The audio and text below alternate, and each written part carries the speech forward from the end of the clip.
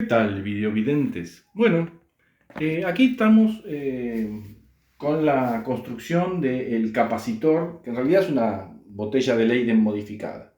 Básicamente son dos capas, ¿sí? De un material conductivo como es aluminio, con un dieléctrico que es la misma pared del envase que es plástica. Uno de los polos sale de adentro y otro está al papel aluminio externo. Pero se me ocurrió hacer una modificación.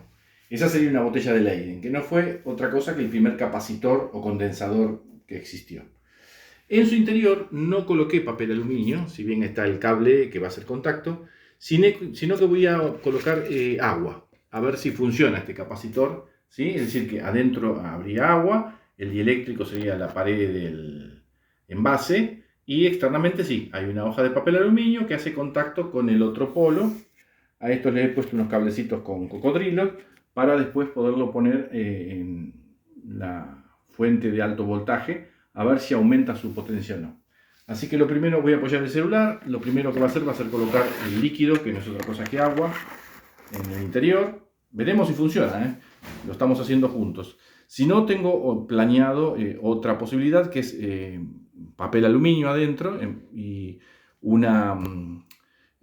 otro tipo de capacitor, que sería un capacitor plano, ¿sí? Que bueno, ya tengo algo pensado. Si no funciona este, haremos otro. Será motivo de otro video. Así que bueno, voy a pasar a colocar el agua.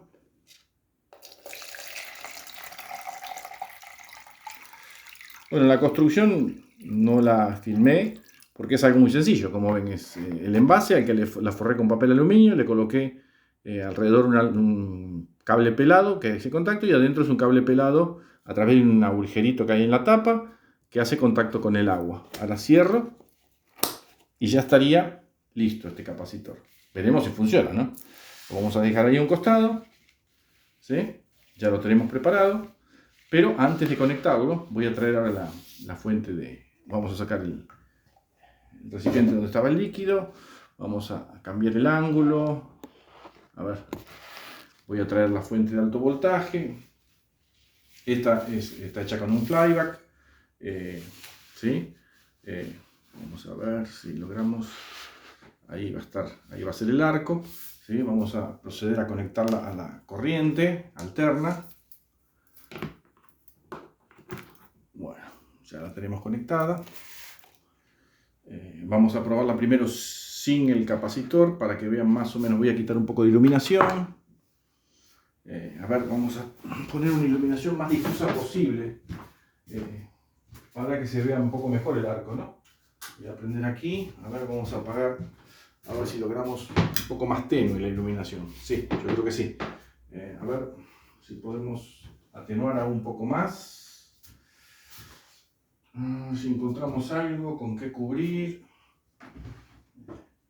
Un poco para...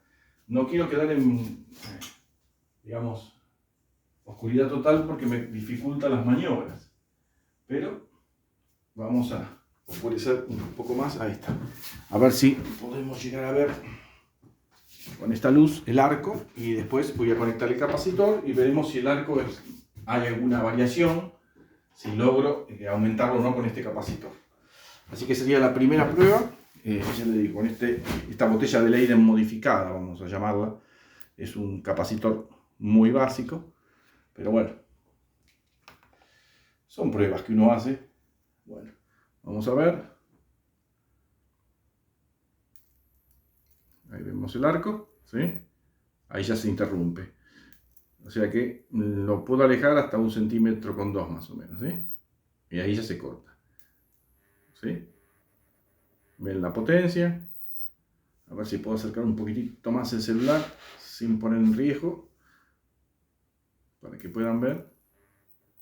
Bueno, ahora vamos a pasar a desconectar la fuente, ¿sí? Para tomar todas las precauciones, descargar tocando los polos, y vamos a conectar. Esto no tiene polaridad, creo que lo dije. Vamos a conectar uno de los cocodrilos en una de las que vienen, ¿no?, del capacitor, en cada uno de los electrodos de la fuente. Así que ya los tenemos conectados. Ahora volvemos a conectar la fuente y vamos a ver qué ocurre.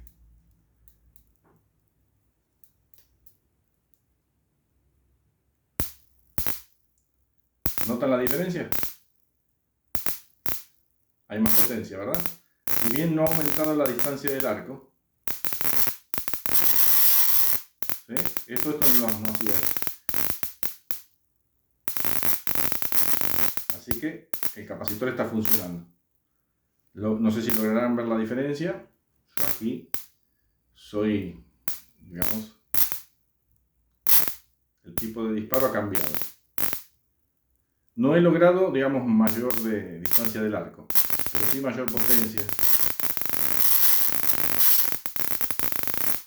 Vamos ahora a hacer el procedimiento inverso. Voy a desconectar la fuente de la alterna. Voy a descargar, por si quedó, está el capacitor cargado. ¿Vieron la chispita que hizo? Y vamos a desconectar el capacitor, ¿sí? Y vamos a volver a probar sin el capacitor, a ver si notamos la diferencia. Es decir, que ahora estamos sin capacitor. Vuelvo a conectar a la corriente alterna y ahí vamos de nuevo a acercar. ¿Sí? Ven que ahora no, mucho menos ruido y vuelve a funcionar. Si bien puedo separarlo más, se dan cuenta que no hace esas descargas, ¿sí? Menos potencia.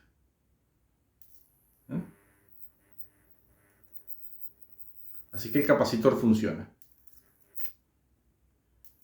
Luego haré otro tipo de capacitor cuando tenga más tiempo. Tengo pensado hacer un capacitor plano, que son 2 hojas de aluminio con un dieléctrico, nada del otro mundo. Sí le pondré un poco de aceite mineral, es decir, vaselina, entre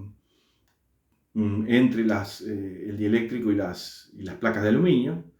Y probaremos a ver qué ocurre, si es mejor que este capacitor que hice. Pero vieron que el capacitor es súper básico. Es un envase con una placa de aluminio en su exterior y en el interior agua, ¿sí? Un cable está sumergido en el agua, el otro está rodeando el papel aluminio.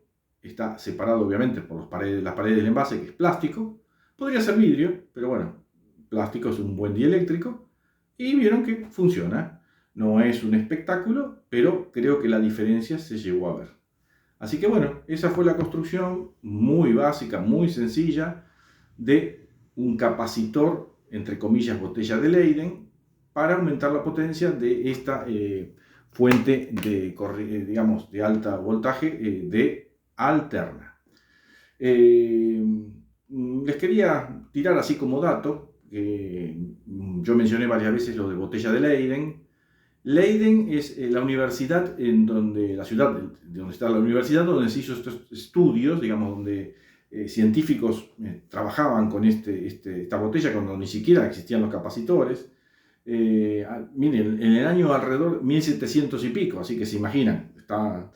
Y generalmente trabajaban para cargarlo, con lo que es corrientes estáticas, es decir, electricidad estática, conocida como triboelectricidad, ¿sí? Es la que se produce por el frotamiento de 2 materiales. Cuando éramos chicos, hace mucho tiempo, estoy hablando de la década del 60, 70, un juego que hacíamos era tomar un peine, ¿sí? Un peine, en ese entonces era un plástico o baquelita, y lo frotábamos en el pelo, ¿sí? Y luego cortábamos hojitas, pedacitos de papel muy chiquititos, y al acercar el peine las hojitas o se adherían al peine o salían expulsadas, digamos, sin demasiada potencia, ¿no? Bueno, ¿qué pasaba? El peine se cargaba de electricidad estática o triboelectricidad y producía esa atracción o ese rechazo de los papelitos que estaban cargados digamos, uno estaba cargado positivo y el otro negativo. La triboelectricidad o también es muy conocida en las rutas, con los camiones o los autos, sobre todo los más antiguos, que por el rozamiento del viento, no tanto del pavimento, porque el auto está aislado y los camiones por las cubiertas que son de caucho, ¿no? Pero el viento que roza la carrocería la carga de electricidad. Y a veces saltan chispas, cuando uno baja, toca la manija y le da una patada, por ejemplo. Y en los camiones que transportan explosivos es súper riesgoso eso, porque una descarga puede hacer una explosión. Por eso están esas cadenas que se colocan muchas veces en los camiones. Habrán notado que en los paragolpes o en la parte trasera llevan unas cadenas que a veces van tocando el piso. Bueno, eso hace que la electricidad estática se descargue. También cuando yo era chico, para los autos, no para los camiones, se vendían unas cosas que le llamaban colita rutera. Bueno, la colita rutera no era otra cosa que una goma con un cable en su interior, ¿sí? O un conductor en su interior que se colocaba en el paragolpe trasero. Eran metálicos en ese entonces, no eran plásticos. Y cuando iba uno en la ruta que se cargaba el auto, a través de esa colita rutera, cuando tocaba el pavimento, se descargaba. Para evitar, cuando uno bajaba a cargar nafta, por ejemplo, el chispazo. Yo me acuerdo, con mi Fiat 600, a veces tocaba la manija y recibía una patada que parecía que, o sea, dolía, dolía. Ahora no es tan común porque los autos tienen más plástico, menos metales, menos baguetas metálicas, los paragolpes ya son plásticos y bueno, están construidos con otros materiales. Pero aún sigue siendo posible eso. Así que bueno, espero que este video les haya entretenido un poco, hayan visto, digamos, la diferencia de cómo funciona con y sin capacitor, la fuente de alto voltaje. Y bueno, en un próximo video construiré el otro, que ya lleva un poquito más de trabajo que este, el otro capacitor plano y lo probaremos como hicimos con este. Saludos y hasta el próximo.